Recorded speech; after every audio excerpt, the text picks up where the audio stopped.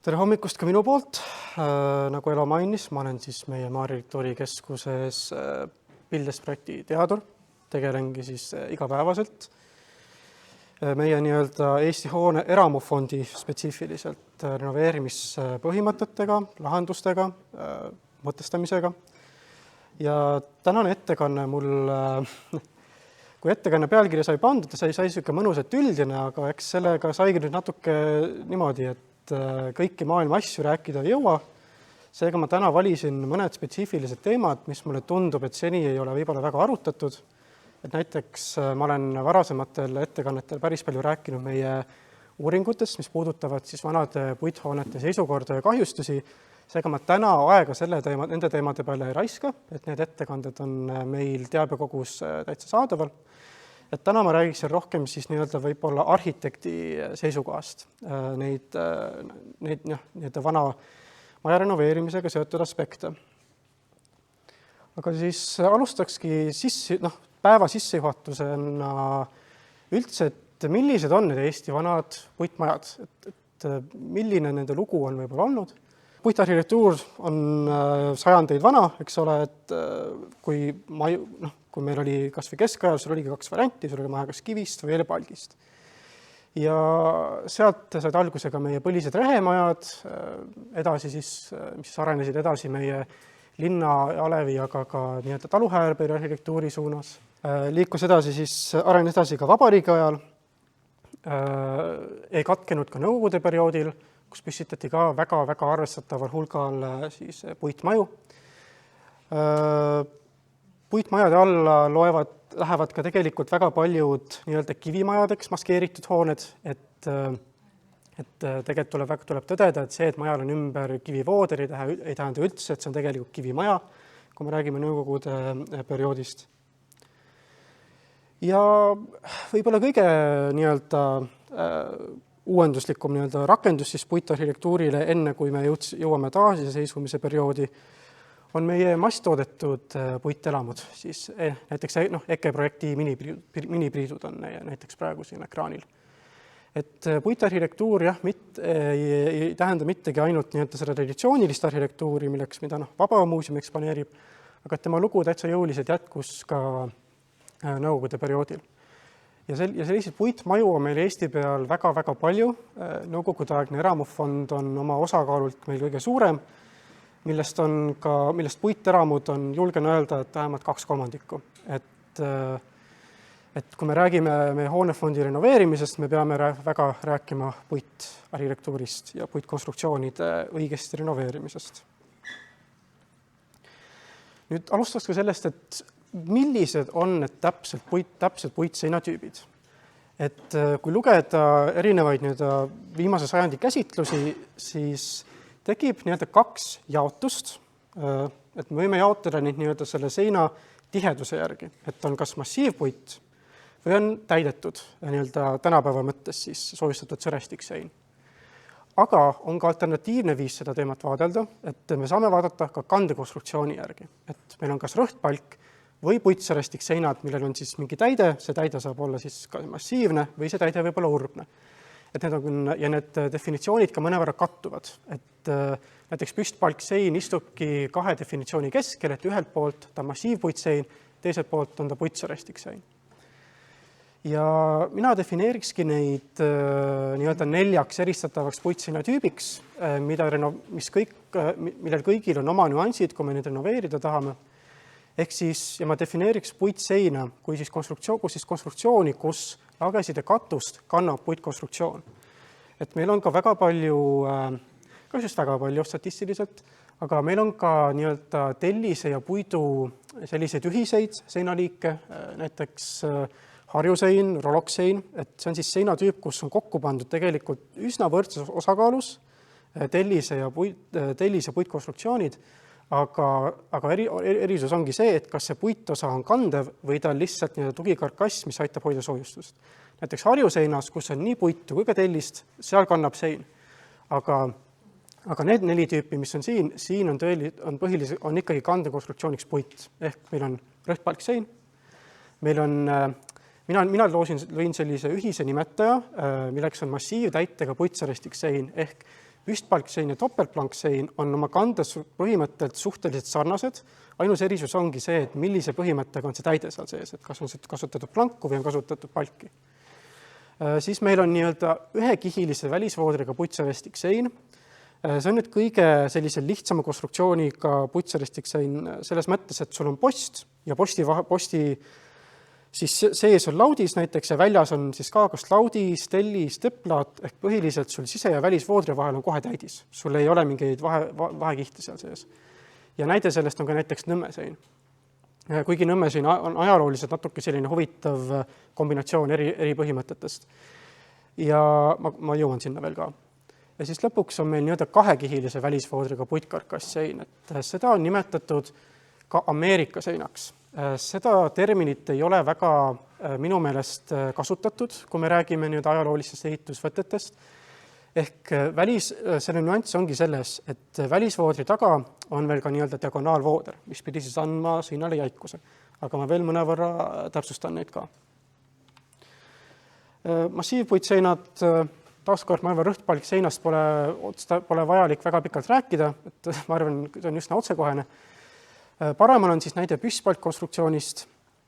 Need siis ka püstitati sellises järjekorras, et esmalt sai alus raam, nurgapostid, siis ülemised raamid ja muidugi ka akna äärepostid ja aknapalgid. Ja siis see vahe täideti palgimaterjaliga, millise iganes materjaliga, mis ehitajale saada oli. Et nende pluss oligi selles, et nendest sai kasutada vana rõhtpalkhoonete materjali ja selle suur pluss oli see, et need seinad ei vajunud. Et kui palkseiniteril on omane natuke tüütult pikk vajumisperiood, siis püstpalksein seda ei teinud. Kuigi neil on väga oluline puudus, milleks on see, et puudub raskusjõu mõjul varavahede tihendamine. Mis siin püstpalkseina joonisel ei ole, võib-olla näha, on tegelikult ka diagonaaltoed. Et majal ikkagi jäikust anda, ta päris nii-öelda vertikaalsetele postitele üksi ei olnud soovitatav jätta, niimoodigi lehitati, aga oli ka soovituslik, et tegelikult maja kõige nurgapoolsemates vahedes oleks ikkagi ka diagonaalid sees. Ja neid maju ehitati juba tsaari ajal, ma olen täitsa näinud püstpalkseinu, kus on vanu sarikaid ja mida kõike topitud sinna seina sisse. Et oli tõesti väga huvitav näide siis nii-öelda tollasest taaskasutusest. Näiteid, kuidas siis püstpalkmaju püstitatakse. Et siin ongi siis näha, et sellisel karkassil ei ole diagonaalid märgatavad või siis diagonaale pole ka kasutatud, aga kui näiteks vaadata seda parempoolset natuke kaugemal, et seal on juba nurgas diagonaali näha. Et kasutati täitsa mõlemat kombinatsiooni ja tegelikult väljast, topeltplankseinast me väga pikalt ei räägiks, sest et ta oli põhiliselt ikkagi kortermajade ehituslahendus, kuigi on ka tunnuseid, et mõned majad võisid saada ka topeltplankseinad. Ja väljast vaadates, kui just ei ole näha poomkante, siis tegelikult püstpalksein ja topeltplanksein on võib-olla suhteliselt keeruline eristada ka. Ja näiteks nii-öelda vanadel fotodel, kui foto on tehtud kaugelt ja palgi ja brussid on suhteliselt korrapärased, siis tegelikult topeltplanksein ja püstpalksein lähema vaatluseta kahjuks eristada ei õnnestu. Aga nüüd meil on urbsetäitega sõrestikseinad, et siin on siis kaks vasakpoolset, on siis nii-öelda need ühekihilise välisvoodriga variandid ja lõpus on siis see nii-öelda Ameerika sein, mis on kahekihilise loogikaga. Et nende välisvoodrid, selle vasakpoolsel variandil oli mitmeid, kõige vanem on siis tavaline, kas siis horisontaalne või vertikaalne laudis. Nõukogude ajal hakati ka välist kihti asendama ka teppvoodriga, mida siis krohviti ja siis 50-ndatel loodi meil ka Nõmmesein, mis näitan paari ehitusaegset fotot, mis tegelikult on natuke kombinatsioon sellest varasemast ühekihilise välisvoodriga seinast, mida peeti kulutõhusamaks, sest see kulus vähem materjali, aga ta kasutas ka selle parempoolse Ameerika seina võtteid. Et Ameerika seina loogika oligi siis selles, et mitte raisata materjali siis nii-öelda nurkadesse diagonaalide panekuga ja mis raskendas ka saepuru paigaldust. Et siis oligi loogika, et paneme terve välise voodri diagonaalselt, see annabki meile jäikuse ja me saame saepuruga täita kõik postivahed hästi mugavalt. Aga jah, selle miinuseks veel nõukogude ajal juba peeti ka seda, et sul tekkis topeltkiht, et see diagonaalvooder ei saanud jääda välisviimistluseks, see maja tahtis kindlalt saada ka veel ühte viimistluskihti. See võis olla laudis, see võis olla krohvitud teppplaat, see võis olla krohvitud tihe laudis, see võis olla tellisvooder, mis tahes. Ja selle Ameerika seina kõige kindlam tunnus väljast vaadates on tuulutusvahed seina alaosas, mitte sokli piirkonnas, aga just seina piirkonnas. Et see kinnitab, et voodri taga toimub tuulutus, mis tähendab, et tegu peab olema topelt välisvoodriga. Ja mõned ehitusaegsed fotod, et siin on siis näide sellest ühekihilise välisvoodriga sõrestist seinast.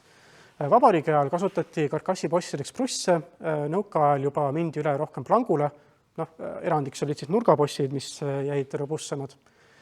Ja ehitusjärjekord võis olla mitut moodi, et kas kõigepealt vooderdati sees või vooderdati väljast. Levinum oli esimalt väljast vooderdamine ja siis sisetööd ja saepuru paigaldus, aga nagu ka fotolt näha, võis ka teistpidi olla.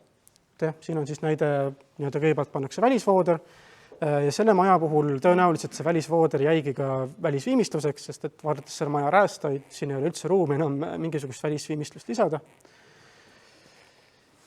Ja rääkides siis Ameerika seinast, ehitusaegset fotosid annab otsida, et kuidas neid seinu siis täpselt püstitati. Siin meil õnnestuski ühe projekti käigus ühe näidishoone ehitusaegsest fotoalbumist seda ehitusprotsessi näha, kus siis ongi näha, et kõigepealt pannaksegi postid, laedalad, ajutised jäigastavad diagonaalid ja siis hakatigi järjest väljas selle diagonaalsed laudist sinna siis ümber panema. Ja taolistel majadel siis enne voodri lisamist ongi omane selline säbruline välisviimistlus, et me tänapäeval seda tänavapildis ei näe, aga Ameerika sein on tegelikult Eestis meil vägagi levinud. Et päris paljude nende sekundaarsete välisviimistluste all me tegelikult leiame selle diagonaalset voodrit. Ja voodrit võidi ka tegelikult maja lõikes erinevat voodrit kasutati erinevates sektsioonides, et ma olen näinud ka näiteid, kus ainult nurkade vahet tehti diagonaalvoodriga ja siis akende alused ja hoone keskosad tehti näiteks horisontaalse voodriga. Et täitsa kombineeriti ka neid põhimõtteid, sõltuvalt nii, kuidas ehitaja arvas või kuidas selles seinajupis mõistlik oli. Ma olen näinud muides ka täitsa püstpalk seinast diagonaalselt pandud palki maja nurkadesse, et ei pandud mitte ühte diagonaaltuge, vaid rõhtpalk täide pandigi diagonaalsena selleks käigastavaks elemendiks. Ja siis üks näide Nõmme seinast, kus siis ongi kaks selle ühekihilise välisvoodri ja diagonaalvoodri põhimõtted kombineeritud, et siin enam seda diagonaalvoodrit täies ulatuses ei lisatud, aga siiski kasutati sellist hästi hõredat diagonaalset roovitust, et justkui meil on see sama diagonaalvoodri põhimõte, aga me oleme 80% sellest laudist ära jätnud ja selle ruumi, mis meile sellest juurde tekib, täitnud saepuruga, ehk nõnda me saime soojapidavama seina. Ja kuigi Nõmme seintel on omane sellised üsna massiivsed välistellisvoodrid, siis ikkagi tegelikult kandavaks konstruktsiooniks seal sees on puit. Ehk kui neid maju renoveerida, siis seda puitkarkassi, mis sealt seest leida, ma naljalt eemaldada ei soovitaks. Et kuidas me siis kuivõrd levinud või segaminim ühel tänaval võime erinevad seinatüüpe leida, et see on siis näide Lõuna-Eestist, kus vasakpoolne on rõhkpalkmaja, keskel on püstpalkmaja ja paremal on siis sama Ameerika seinatüüp.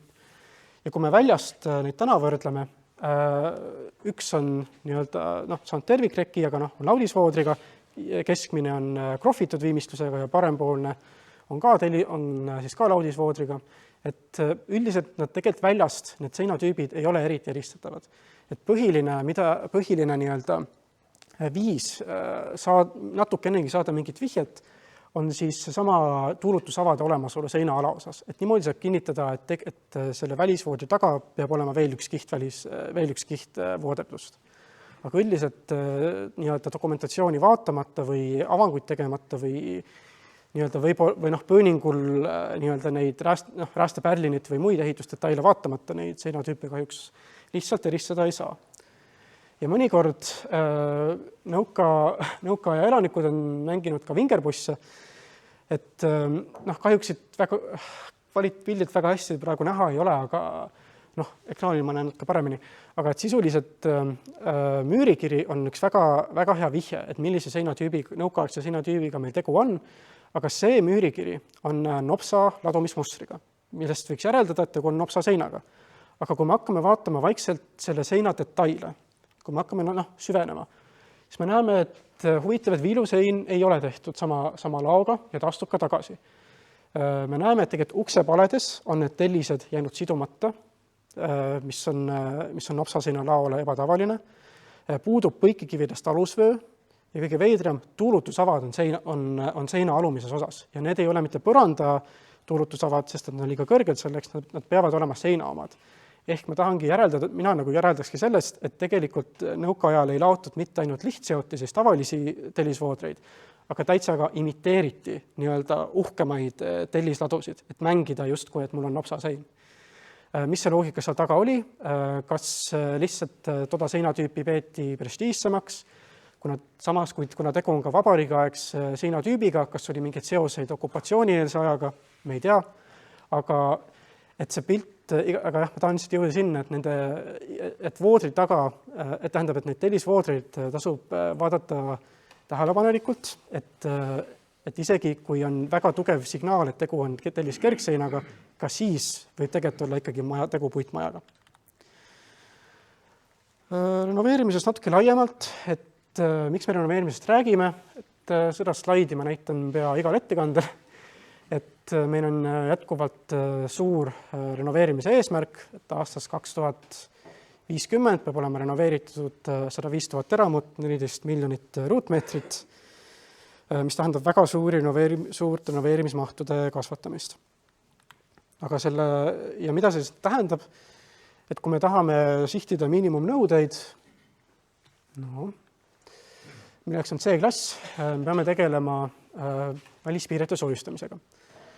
See siis sisaldab välisseina, horisontaalpindasid, aknaid, tegeleda täidamsüsteemidega, vähendada õhulekkeid, aknaid, mida tahes. Et soojustuspaksused on üldiselt sellised 15-20 sentimeetrit, mis on ka natuke suurem kui see, millega võib-olla 10 aastat tagasi renoveeriti, kus tüüpne paksus oli võib-olla selline 5-10 sentimeetrit. Et tegelikult enne energiatõhusust, kui vaadata ehitusseadustikku, on hoonel tegelikult 5 nõuet veel, mida ta peab täitma. Et hoone peab olema ohutus, stabiilne, tervist mitte kahjustav ja nii edasi. Ehk enne kui me üldse räägime mingit lisasoojustamisest, tuleb tegelikult tagada ka kõikide nende konstruktsioonide nii-öelda stabiilsus, jätkusuutlikkus, et me ei hakka soojustama maju, kus alumised palgid on mädad ja eks ole, labidaga kaevad sealt seina välja, eks ole. Et ka need tööd tuleb kõik tegelikult enne seda energiatõhustamist ära teha. Et meie hoonefond on osa ka meie kultuuripärandist, et üldiselt vähemalt tänase seisuga enne teist maailmasõda püstitatud hooned on kõik üsna on konsensuslikult arusaam, et need hooned on kindlasti osa meie pärandist, aga ka tegelikult ka nõukaaja hoonefondi vanus hakkab jõudma varsti meil teatud piirini, kus me võib-olla peaksime ka seda hakkama vaatama nii-öelda või võib-olla ümber hindama, et mis selle hoonefondi väärtus võiks meil olla. Et ikkagi iga põlvkond nii-öelda peab võtma üle selle teatepulga, et see meie kultuuripärandit hoida ja see eeldab, et meil on mida üle anda ja et meil säilib seda, mida hoida. Iga põlvkond teeb ka vigu, see on inimene ei ole eksimatu ja parim, mis me saame teha, on tagada, et need vead ei ole tagasi pöördumatud.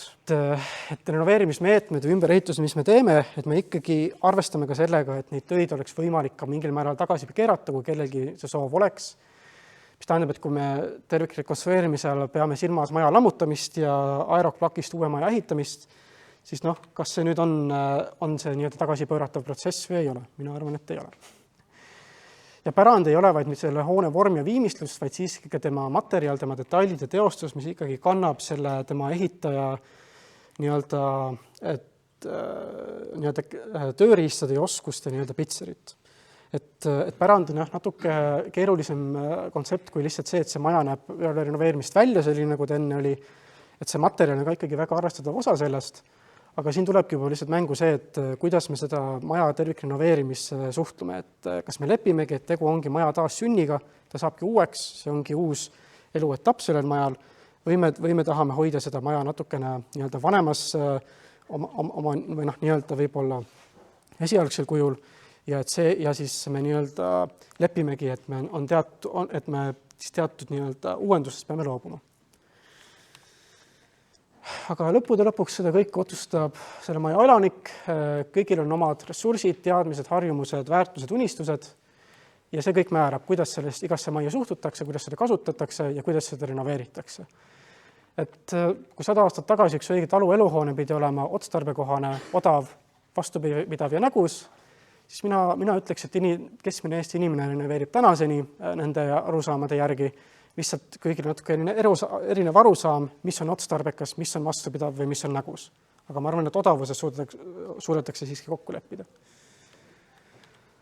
Ehk siis seda kõike, mida me kõike peame siis vaatama eramu renoveerimisel, et meil on siis pärandiga seotud aspektid, meil on omanikule nii-öelda igapäevaste kulude allatoomine, võimalikult madal investeering tõenäoliselt, omanik peab saama peale renoveerimist ka arhitektuuri ja maja, mis talle meeldib, et ta tunneks, et kogu see protsess oli seda väärt, aga ta peab olema ka ikkagi ka ehitustehniliselt hästi teostatud, see maja peab olema ikkagi ohutu, ta peab olema funktsionaalne, vähendama mõju keskkonnale, ehk meil on selline mõnus kompott asju, mida me ikka üritame ühe renoveerimisega teha. Ja seda kõike ma täna siin oma jäänud ajaga puudutama ei hakka, aga ma siiski võtaks ühe teema, mida seni ei ole võib-olla sellise aspekti tagant meie seminaridel räägitud, milleks on see arhitektuurne aspekt, kui me räägime lisasoojustamisest. Et kui me paneme selle arvestatava soojustuse paksuse juurde, see 15-20 sentimeetrit, siis mida selle maja proportsioonidega juhtub? Ja võib-olla kuidas see mõjutab nende sõlmede koostist?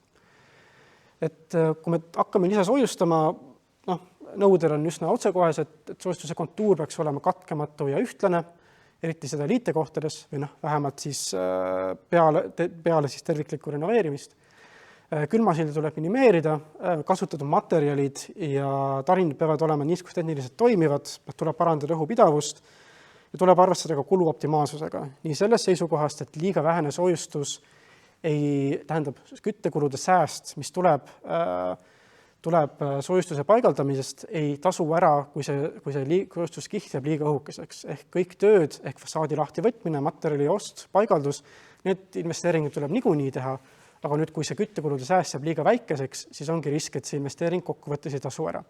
Ja kulu optimaalne ka selles seisukohast, et me ei lammuta seda maja liiga palju, et see on kõige libedam tee, et võtad ära välisvoodri, siis vaatad, et ma võtan katusesarikad ka juba ära, sul jääbki ainult lõpuks, võtan aknade eest ära, jääbki maja karp ja korsten, siis jääb üldse küsimus, et mis ma üldse selle majaga enam teen, eks ole, et majast ei jää enam sisuliselt midagi alles.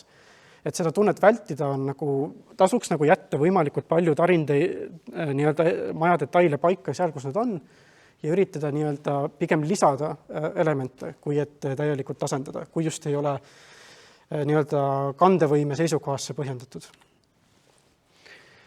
Ja ka arhitektuurist tarindade paksenemine toob kaasa selle kurikuulsa uppumise, et me kõik oleme ju näinud, kuidas aknad jäävad sisse, räästad lühenevad, seinte välisvoodid ulatuvad 20-30 cm soklist ettepoole, tekitades sellised väga veidrad sokliproportsioonid.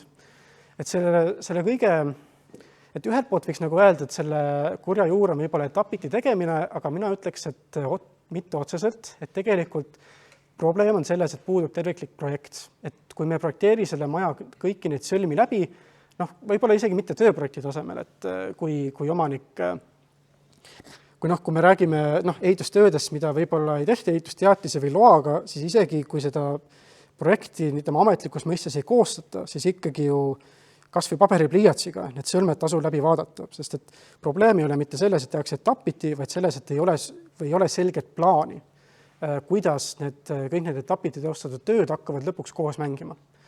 Ja et see etapikaupa projektite renoveerimine, mina võrdleks kunagise rätsepülikonna laiendamist niimoodi, et teeme käiseid siis teeme rinnaosa, siis laiendame õlgasid, siis pärast loodame, et see kõik nüüd istub meile viisakalt selga ka, ilma et me kordagi selle protsessi jooksul seda selga ei prooviks. Ja see uputamine, ta on valdavalt esteetiline mure, et maja saab energiatõhusaks, isegi maja on energiatõhus ja täidab oma otstarvet ikka, isegi kui tema detailid on natuke ära uputatud, aga siin on ka väike nii-öelda ehitustehniline temaatika, et akende mitte väljapoole toomine on näiteks külmasilla probleem, räästa mitte pikendamine, eriti kui pole ka vihmaveesüsteemi hoonel, vähendab fassaadi eluiga ja nii edasi. Aga nende detailidega on see kuri asi, mida rohkem neid on, et kui me tahame teha hästi, seda rohkem tuleb näha vaeva, aega ja raha, et kõiki neid asju ümber tõsta. Et ma tõingi näiteks meie enda muuseumi hiljuti rekonstrueeritud Haagemeistri suvila. See on siis maja, mis sai pea täispaketi renoveerimismeetmeid, kaasa arvatud väline lisasoojustus.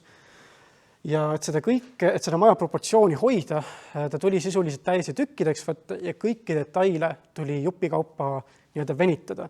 Et kõige kehvemad detailid ongi siis nii-öelda need eenduvad räästapärlinid, sarikapaarid ja ehispennid, et need jääksid loogilisse kohta. Näiteks ma tean, et seda sarikapaari tuli läbi lõigata ja plommida pikemaks, penni tuli nihutada ja nii edasi.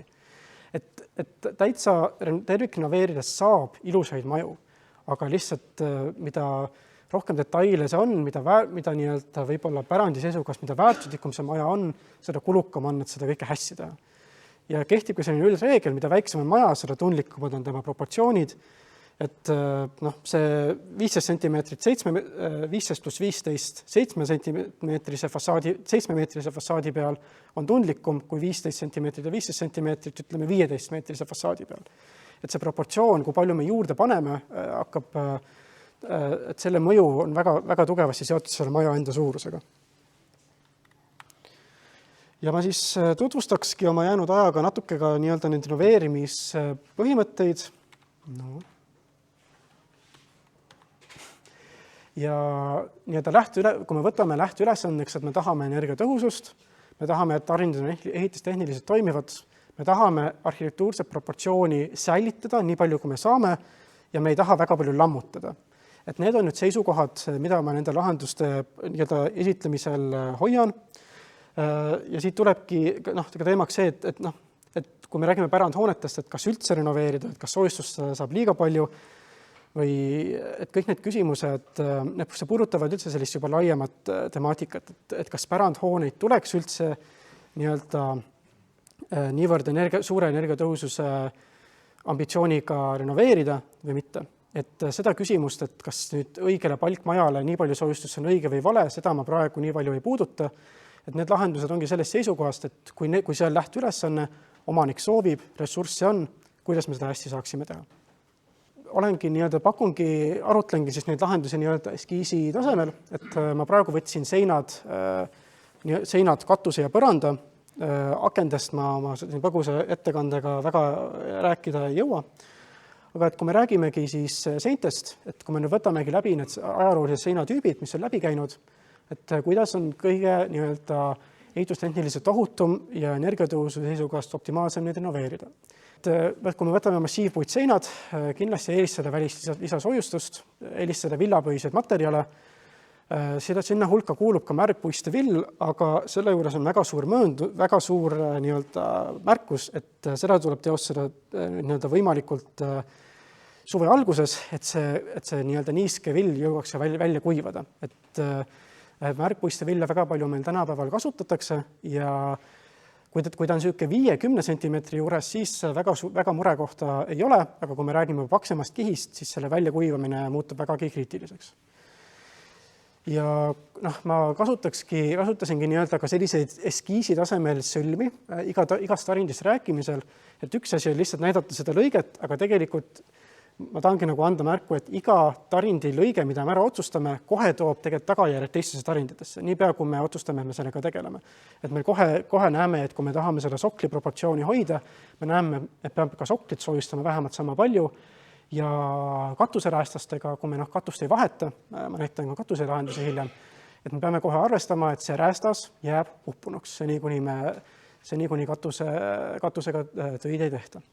Ja tüüpiline renoveerimislahendus ongi siis välisvooder, tuulduv välisvooder, tüüpiline tuuletõkkeplaat, tugikarkassiga soojustus, mis võiks olla siis minimaalselt 15 sentimeetrit, pluss siis palkseina konarustest tingitud mängimine, mis on ka siis 1–5 sentimeetrit. Ja selle alla võiks minna ka siis õhutõkkekangas. Et aurutõkkeid massiivpuitseintele me tänase seisuga võib-olla üldiselt ei soovitaks, et on olukordi, kus võib, et kui arvutustega on, kui konkreetse hoone puhul on arvutustega tõendatud, et on ohutu, siis ta selle lisakarkassi toimivust parandab, aga ohutuse mõttes tüüplahendusena võiks piirduda võib-olla õhutõkkekangaga. Kui me võtame urbse täitega puitsarestikseinad, siis nende puhul on sisuliselt sama põhimõte, aga välisvoodrit tasub esmalt eemaldada, juhul kui on topeltvoodriga. Et vastasel juhul, kui me jätame sinna selle tuuldava õhu vahe, see võib ära nullida kogu selle soojustuse mõtte, aga siinkohal kindlasti teha kindlaks, et kas see on tuulduv või mitte. Et vastasel juhul, kui hakata ühekiilist voodrit eemaldama, siis sealt hakkab kohe ka see saepuru välja kukkuma, et seal võib lammutus, seal on risk, et võib-olla lammutatakse rohkem, kui oli mõeldud. Ja kui massiivpuitseinale saab puitpostid kinnitada suhteliselt lihtsa vaevaga, siis nende sõrestikseintega on nüüd see kala, et muidugi loogiline oleks kinnitada uued karkassipostid vanade külge, aga siin on probleem selles, et need sammud ei klapi. Et tänapäevane posti samm on meil 600, aga vanade postide samm on pigem 700-900.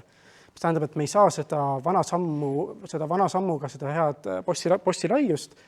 Ja kui me paneme lihtsalt seda samast 600-st sama harjumusega nagu ikka, siis on risk, et mingis kohas see post võib jääda puhtalt laudise külge. Ja see ei ole võib-olla kõige targem lähenemine, et me ei tea, mis kinnitusvahenditega, mis naeltega see diagonaalvooder on sinna posti kõige löödud. Tähendab, teine olukord on siis, kui me saame soklile toetada selle tugikarkassi, siis on ohutum. Aga kui ta jääb puhtalt rippuma, siis tegelikult mõistlikum on kõigepealt paigaldada ikkagi horisontaalne roovitus, mille kinnitame postide külge, ka siis 600 sammuga ja siis selle külge panna postid. Aga ülesehitused tarind on sisuliselt sama kui võrreldes massiivpuitseintega. Nüüd nõmmeseinad on minu silmis ainus puitseina liik, mida annab millal on täitsa otstarbekas renoveerida ka näiteks EPS-soojustusega, et muidugi vill sobib ka, aga kuna see tellisvooder ei ole eemaldatav, ta ei ole ka tuulduv, siis see tegelikult annab ka täitsa võimaluse kasutada seda kivipinda ära ja kasutada siis võib-olla väiksemat töömahtu nõudvat siis vahtlatsoojustust. Aga jah, see eeldab, et on kindlasti esmalt tehtud kindlaks, et tegu on nõmmeseinaga, et see, et tuulutusvahed puuduvad, ei tähenda, et seal tellisvoodi taga ei ole õhuvahet, sest et seda topeltkarkassi on tegelikult laotud mõlemat moodi, et mõned omanikud siis ilmselt muretsesid rohkem oma puitseina pärast jätsid tuulutuse, aga mõned ka ei jätnud. Ja seda puitsarestiksseina saame soojustada ka tegelikult toa poolt, et see eeldab siis kõikide kihtide väljakoorimist. Selle pluss on see, et me saame olemasoleva fassaadi säilitada täies mahus seal, kus ta on ja proportsioonid väljas täiesti säilivad, aga seal hakkab mängima selle tuulutuse loomine, kuidas neid tuulutusavasid siis puurida sellesse olemasolevasse välisvoodrisse. Ja ka soklisõlm võib minna suhteliselt keeruliseks, et kuidas siis niiskustehniliselt ohutult, niimoodi, et me ei uputa puitdetaile liiga sügavalt selle põranda vahtlatsoojustuse sisse, aga niimoodi, et ka meil ei jää sinna väga hullu külmasilda.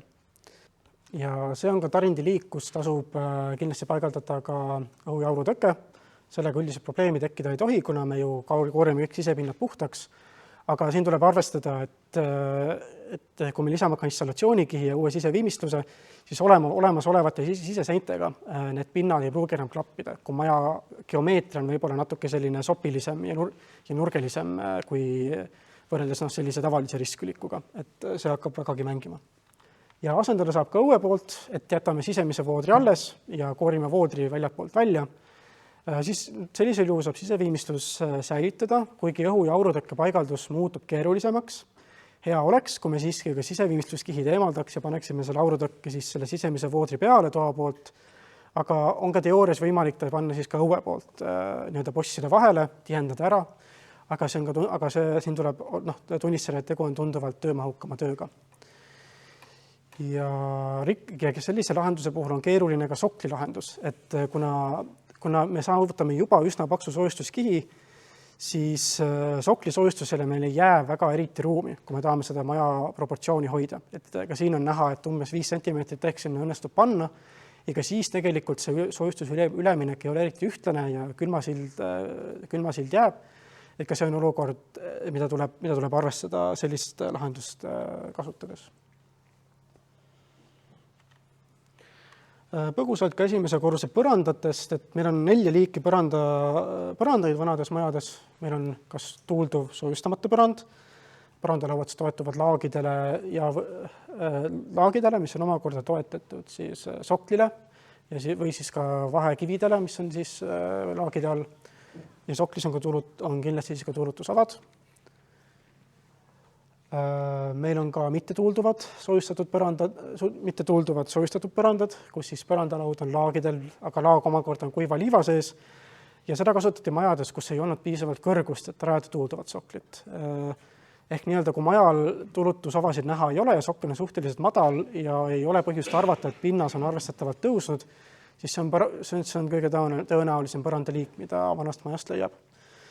Nende tarindade toimimusest nii palju, et ühelt poolt, kui sinna liiva sisse sattus ka mulda ja närilised on seal hullu pannud nii-öelda, siis nendel laagidel on pehkimise risk, aga teistpidi, kui pinnas on olnud kuiv, maja on künkal ja see liiv on püsinud kuivana, siis tegelikult need põrandad võivad toimida ka 100 aastat.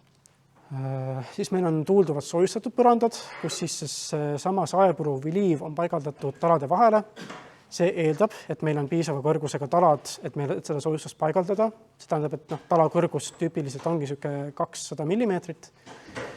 Ja ka nendel on väga oluline siis tuulutatavus.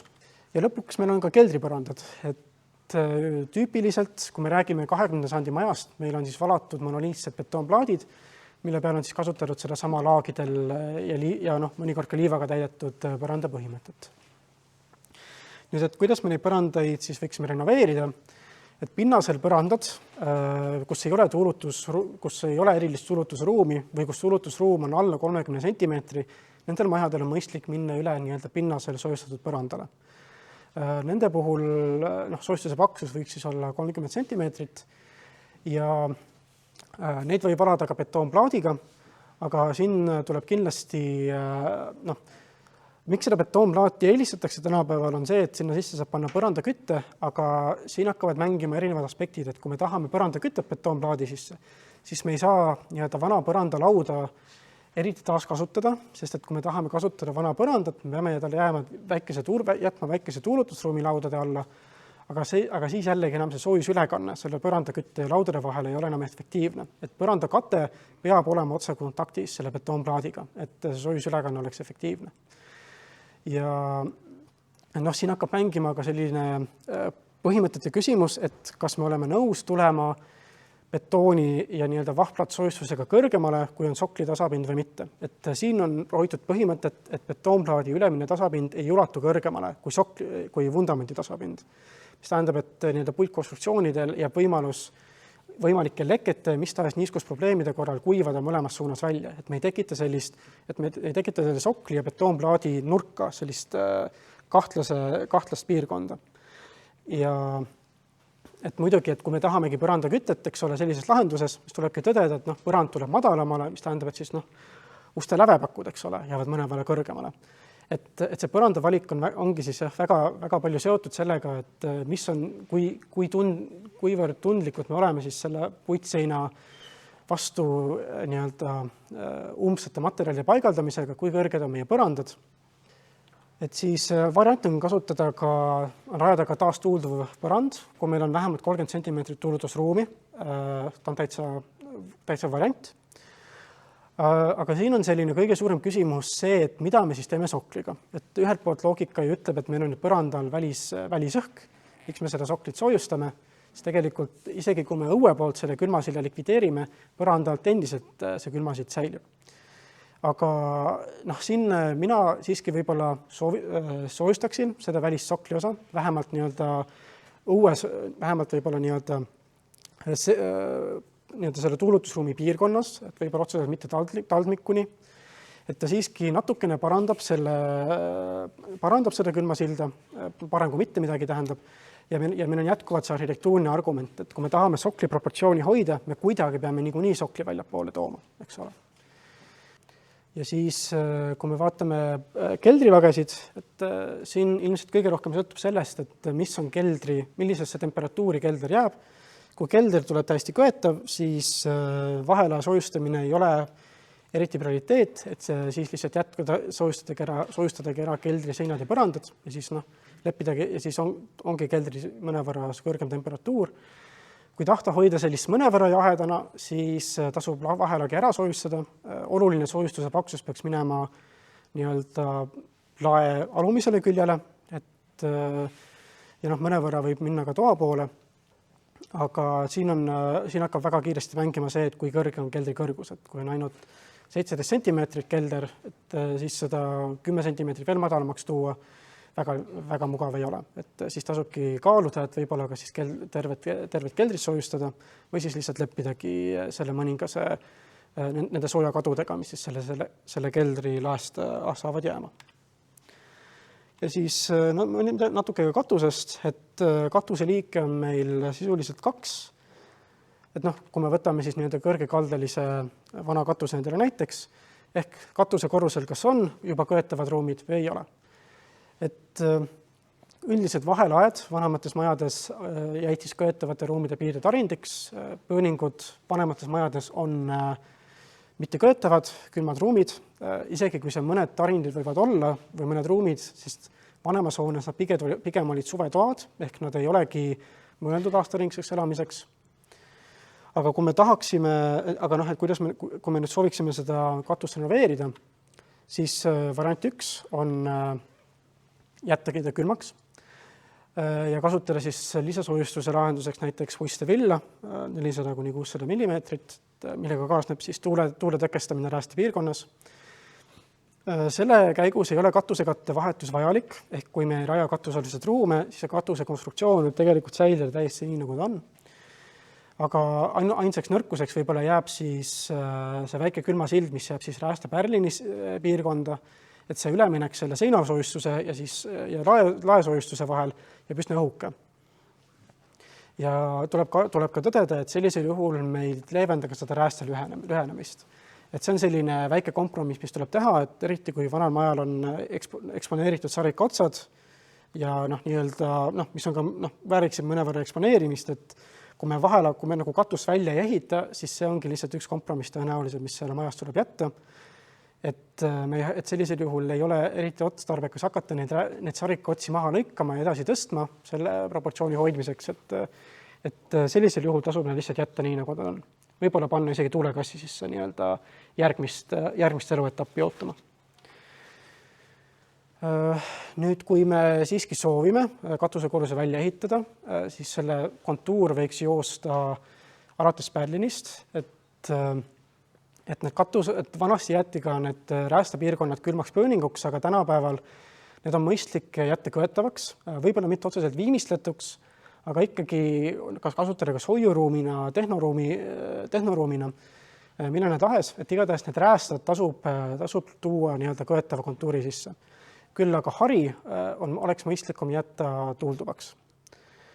See on siis lahendus, kus me kasutame räästa kõrgendusi.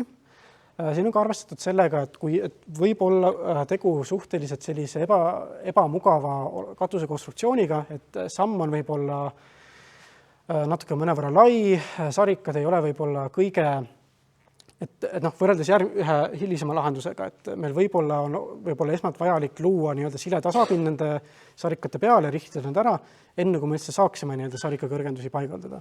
et see ongi siis lahendus, kus me kõigepealt paneme vaheroovituse, mille peal saaks katusel käia ja seejärel paigaldame lisasarikad, tuletõkkeplaat, tuulutusvahed, aluskate, uus katusekate. Ja miks, võib-olla märkad, et katuslaed harindid on proportsionaalselt kõige paksemad, see on taotluslik, et soovituslikud soojustuse paksused meil kasvavadki, et põrandast seinast katusesse liikudes, et mida kõrgem me oleme hoones, seda paksemat soojustust on mõistlik sinna paigaldada. Ja siis teine variant on tulla toa poole, et siiski me võime võtta eesmärgiks, et me proovime leevendada seda räästa laiust, siis nende tuulutusliistudega, mis sarikate peale lähevad. Küll aga sealt ideaalset proportsiooni ei saavuta, et kui vaadata esimest, et kui me paksendame sarikaid sama palju, kui me paksendame seina, me saame räästa kõrguse ja proportsiooni hoida enam-vähem sellisena, nagu ta on suhteliselt vähese vaevaga. Aga niipea, kui need paksused enam ei ole üks ühele, siis see räästa kõrgus ja laius hakkab natukene mängima. Nii-öelda. Et selle lahendusel ongi näha, et räästas on tulnud mõnevõrra madalamale, sest et see nii-öelda paksenemine ei ole proportsionaalne sellega, tuulutusliistadega paksenemine ei ole proportsionaalne siis selle välisseinaga, mis tähendab, et tuleb rajada natuke tugikonstruktsioone siis sarikate alla, et mõnevõrragi saavutadagi seda räästa ulatust. Ja selle toa poolt paksendamise lahendus siis seisnebki roovituse lisamises, et kui on saematerjalist sarikad, siis saab panna suhteliselt lihtsad pikendused. Kui on ümarsarikas või muud tahutud sarikas, siis on mõistlik need rihtida otseks ja kasutada horisontaalset roovitust. Ja see on ka lahendus, millega tegelikult saab hõlpplasasti lisada ka soojustust, kui juba on renoveerimistööd tehtud, aga tol hetkel ei pandud võib-olla piisavalt. Et võttagi need kihid toa poolt lahti, lisada roovitus, soojustus ja siis uus aurutõkkekiht. Ja põgusalt siis ka, et kui juba on katusalune välja ehitatud ja meil on need nii-öelda külmad pööningud, siis taas kord need tasub tuua soojustuse kontuuri sisse. Ja see on siis lahendus, kus me eeldame, et meil on tegelikult juba olemas suhteliselt kaasaegse ristlõikega sarikad, mida kannatab ka suhteliselt mugavalt pikendada. Ja ka see on lahendus siis, mida saab teha etapiviisiliselt või tähendab kahes variandis, et kui me teeme terviklikult, siis muidugi õhutõkke on hea panna täiesti toa poolt, aga see on ka variant, et kui juba on siseviimistlus tehtud, siis teoorias, nagu ma varem mainisin puitsarestlikseinte soojustamisega, me saame ka selle aurutõkke paigaldada ka õue poolt. Jah, ta tuleb sinna sarikate vastu tihendada, see ei ole lihtne töö, ja eriti kui see toa interjööri laudis on täis naelu ja ebatasasusi, et sellisega võib-olla üldse eelistada piirplaati ja ideaalset õhu ja auru tihedust võib-olla sellega saavutada ei pruugi, aga endiselt on parem kui mitte midagi. Ja ma vaatangi, et mul on sisuliselt aeg täis ja ma tänan. Kas kellelgi on kiireid küsimusi?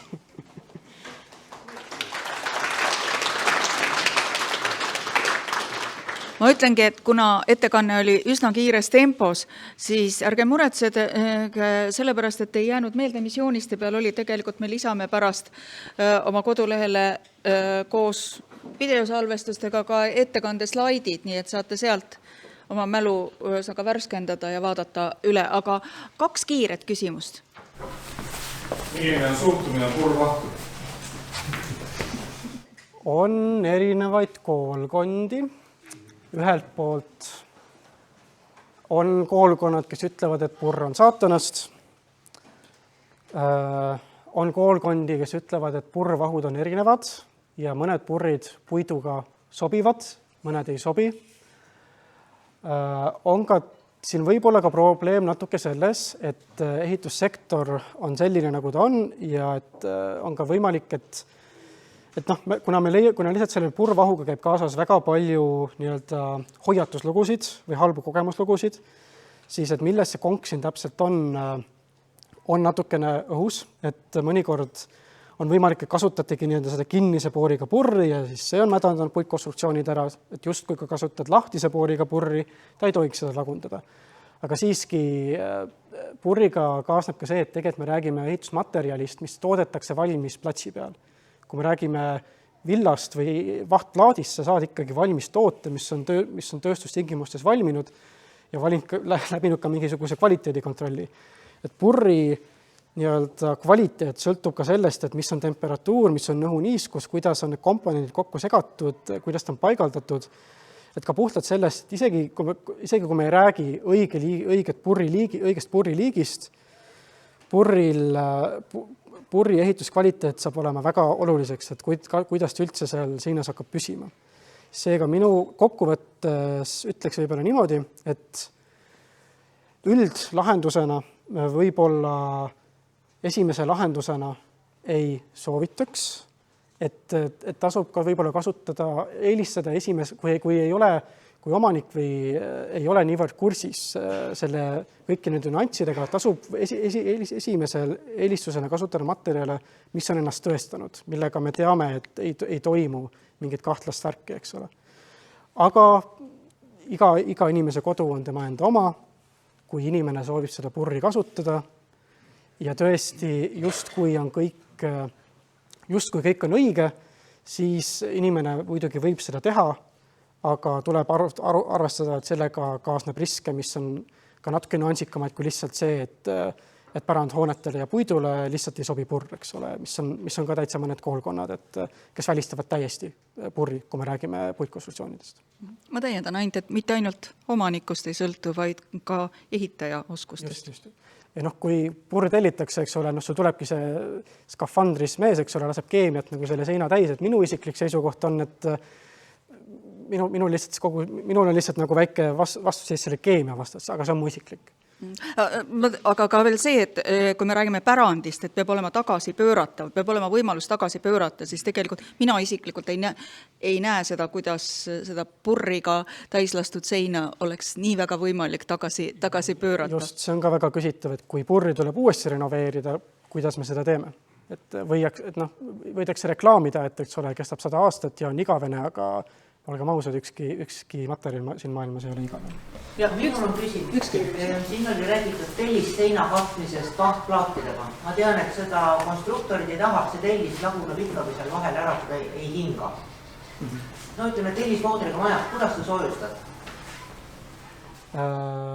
No tähendab, kui ta ei hinga, siis võib selle vahtplaadi ikkagi villa vastu vahetada. Aga nii, et ei maksa ikka vahtplaadiga teda kohe katta ja proppida, eks ole? Tellist. Okay. Ma küsin, et või, et siin jutus oli, et sa ütlesid nagu ei või. No paigalduse seisukohast mina otsest väga suur probleemi selles ei näe.